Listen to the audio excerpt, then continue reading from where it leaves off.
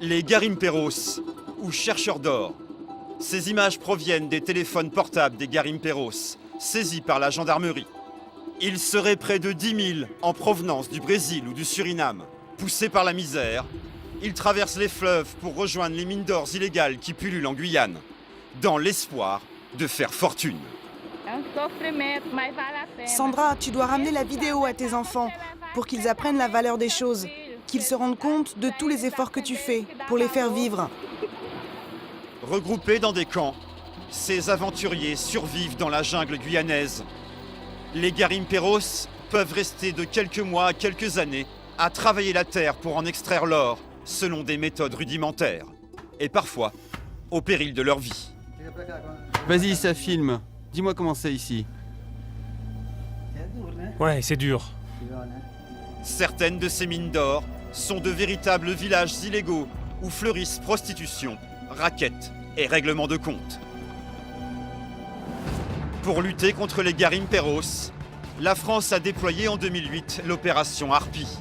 500 militaires et gendarmes sont spécifiquement attachés à la lutte contre l'orpaillage. Barrage de Petit Saut, la plus vaste retenue d'eau artificielle de France. C'est le terrain de jeu de l'adjudant Pascal Goumard. Sa mission, parcourir le lac à la recherche des garimperos. Le barrage de Petit Saut, quand il a été mis en eau, a fait ressortir beaucoup d'îlets sur lesquels il y a beaucoup de travail aurifère et du travail aurifère illégal. Beaucoup de garimperos en profitent pour se cacher dedans, ce qui leur permet de naviguer en toute impunité entre les îlets. Une zone d'action immense que les garimperos connaissent à la perfection, mais aussi une étendue d'eau semée de dangers. Pour naviguer, pour aller d'îlet en îlet, on est obligé de passer où il y avait autrefois la forêt. La dangerosité, c'est que les arbres sont pourris depuis des années et il faut pas les toucher parce que les arbres tombent, ne tiennent quasiment pas. La vigilance est au maximum. L'impact d'un de ces troncs pourrait à tout moment faire chavirer la pirogue et blesser ses occupants. Après 1 heure de navigation, un premier site d'orpaillage est en vue. Allez, on met les casques les gars, on arrive sur la zone. D'après leur enquête, l'île abriterait une zone d'extraction illégale.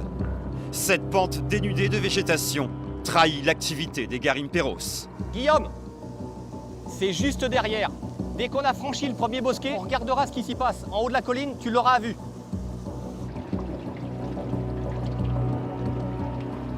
Allez, on descend. Allez, c'est parti, on progresse. Tout d'abord, remonter la pente. Le sommet est un lieu stratégique. C'est ici qu'ils auront le visuel sur la totalité du site. Ok, c'est clair. On redescend, on se regroupe au centre. Aucune trace de garimperos. L'îlot semble déserté. Ok, bon, bah, site inactif. On arrive un peu trop tard, oui.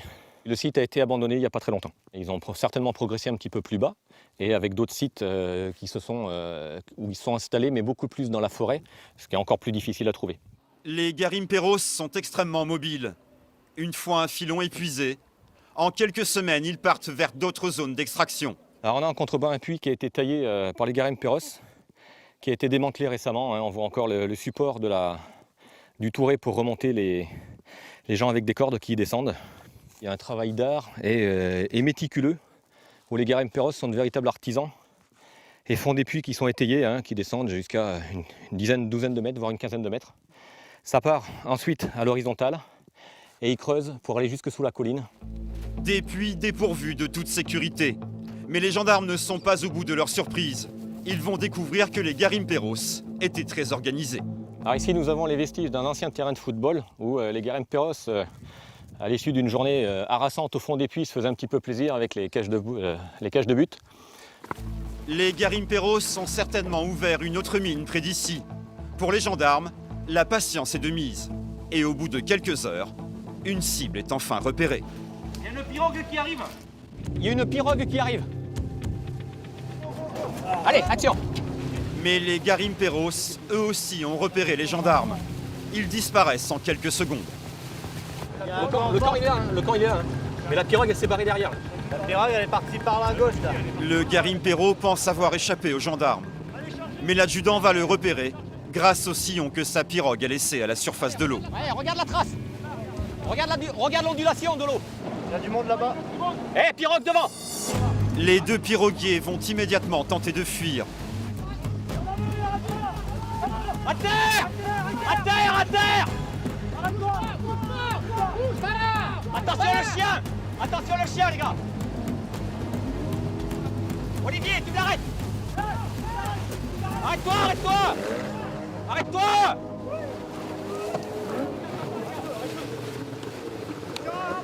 Arrête-toi. Arrête-toi, je te dis.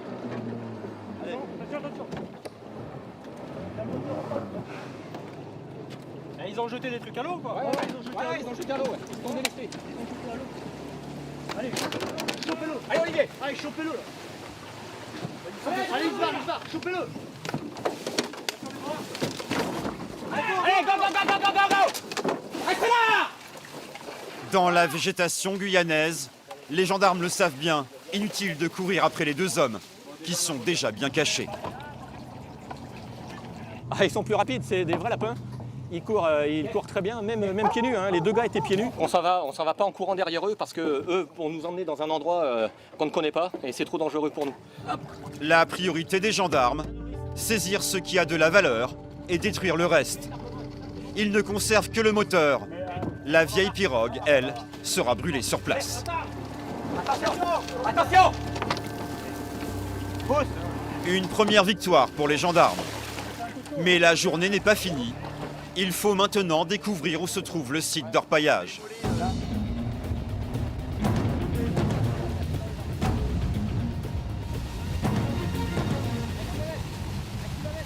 Il y a des bidons là-bas, hein, Pascal. Il y a des bidons là-bas à droite. Il y a du monde, on entend. Il y a du monde. Il y a du monde. L'alerte est donnée. Hein. On pitch, on y part en courant. Allez, allez, go, go, go, go, go. Ça va aller vite les gars. Ok, un famas, tu prends à gauche les gars, un famas à gauche. Surpris, les garimperos n'ont pas eu le temps d'embarquer leurs outils de travail. Bingo. Tape de lever toute fraîche. Tape de lever toute fraîche. L'un d'entre eux n'a même pas eu le temps de se cacher. Il a préféré se risquer dans cette eau boueuse et refuse de se rendre aux forces de l'ordre.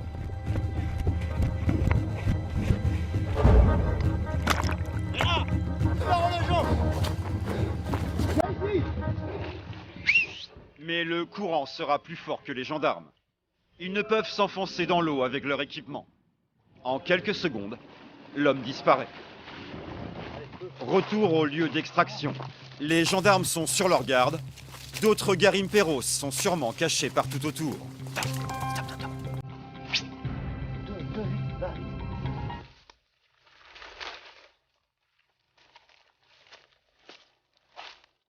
J'avance et vous allez voir. Je prends à droite là. Toi tu prends à droite, je prends à droite. Fais attention aux hommes de tir. Aucune trace des chercheurs d'or. Les gendarmes passent à la deuxième phase de leur mission. Frapper l'outil de travail. Ils ont laissé un tapis de levée. Le tapis de levée sert à retenir l'or. Ils travaillent la falaise à coups de jet d'eau. La glaise coule et passe à travers le tapis et les morceaux les plus lourds restent dedans. En 1 heure, les gendarmes vont littéralement faire disparaître le camp. Une perte considérable pour les garimperos, qui par défi vont assister au saccage, machette en main. Eh les gars, faites gaffe. Hein. Ouais. Vas-y, il tarde pas, la nuit va descendre. Le cœur du camp est cette motopompe. Cette machine vaut à peine 200 €, mais c'est grâce à elle que la terre est brassée. Il faut des semaines aux garimperos pour s'en procurer une nouvelle. Et pour la rendre définitivement inutilisable, les gendarmes vont se servir d'un pot thermique, une mine à combustion rapide qui monte jusqu'à 3000 degrés.